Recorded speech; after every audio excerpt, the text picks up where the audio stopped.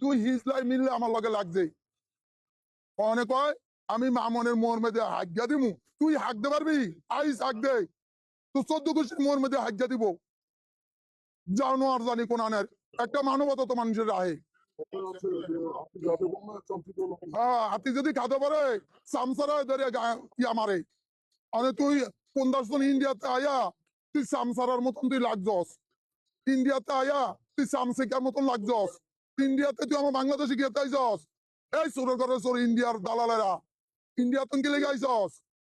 ইন্ডিয়াতন বাংলাদেশে দালালি করতে আইছস আর মানুষ নাই মহানারা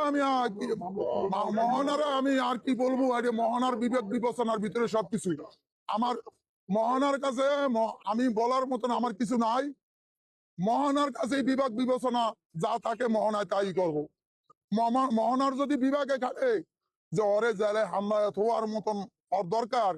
বা ওরে বাইর করার মতন দরকার ওর তো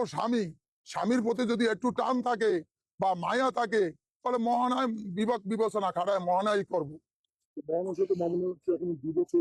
না না ডিভোর্স হয়নি অত স্বামী স্ত্রী অবশ্যই ওই যে করাইছে ওই লিখনে করাইছে এই হিজদার বাচ্চা করাইছে এদিন আমার বাসায় এসে না পরে দাও যদি কোবাইতাম পরে দাও যদি কোবাইতাম কোনো আইনি আমার ঠেকাইতে পারতো বিচার আমার নামে মামলা করতে গেছে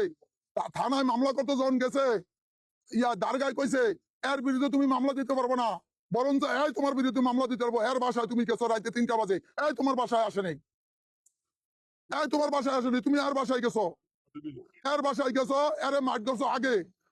ইয়ার মামুনের লাইভের মধ্যে তোমরা সবাই দেখছো যে আমার কে ধরছে আগে ধরছে মোহনার মায় পরে ধরছে মোহনায় পরে ধরছে আমারে লিখন তোমরা সবাই লাইভের মধ্যে দেখছো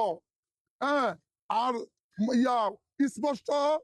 থানার যেই পুলিশ নিছে প্রশাসন নিছে প্রশাসন সাক্ষী আছে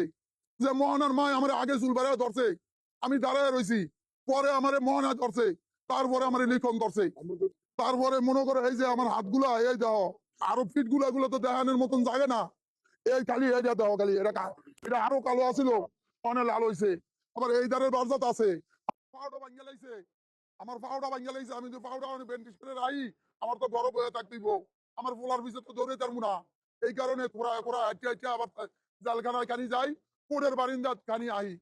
জালখানায় কানি যাই কোডের বারিন্দাত কানি আহি কি করবো আমার ভূত তো জেলে যে মা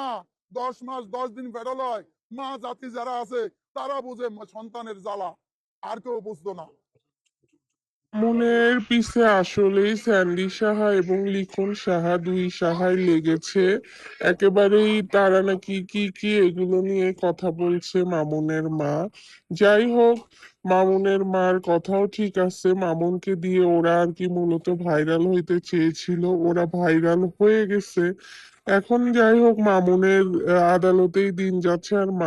তার মার সব টাকা পয়সা আদালতে দিতেই নাকি শেষ এইসবই জানালো মামুনের মা